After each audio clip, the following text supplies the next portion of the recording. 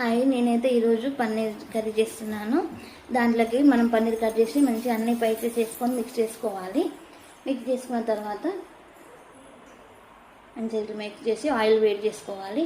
Oil వేడిన తర్వాత మనం పన్నీర్ వేసుకొని మంచిగా ఫ్రై చేసుకోవాలి. కలుపుకోవాలి. మంచిగా ఫ్రై చేసిన తర్వాత తీసేసుకొని ఆనియన్స్ కూడా అందులోకి ఫ్రై చేసుకోవాలి. ఆనియన్స్ మంచిగా బ్రౌన్ ఫ్రై కావాలి దాంట్లోకి, ఎందుకంటే అది పచ్చి స్మెల్ రావద్దు. మళ్ళీ టమాటా కూడా ఫ్రై చేసుకోవాలి, పేస్ట్ చేసుకోవాలి. మళ్ళీ నేను గీ వేసాను, కొంచెం ఆయిల్ వేసాను, గరం మసాలాలు అన్నీ వేసుకోవాలి. మనం పైసి మొత్తం వేసుకున్న తర్వాత అది ఆనియన్ పేస్ట్ కూడా దాంట్లోకి వేయాలి. మనం ఆయిల్లో వేసి కలుపుకోవాలి. మళ్ళీ అల్లం పేస్ట్, ఫ్రెష్ అల్లం పేస్ట్ వేసుకోవాలి. కొంచెం పసుపు వేసుకోవాలి. మళ్ళీ పచ్చిమిర్చి, కారం వేసుకొని మళ్ళీ ఫ్రై చేసుకోవాలి. దానిపైన మీదకెళ్ళి మనం పన్నీర్స్ వేసుకోవాలి. ఇప్పుడు నెక్స్ట్ కస్తూరి మెంతి, పైన నుంచి కొంచెం కొత్తిమీర వేసుకోవాలి. కలుపుకొని అంతే, రెడీ మన పన్నీర్ కర్రీ.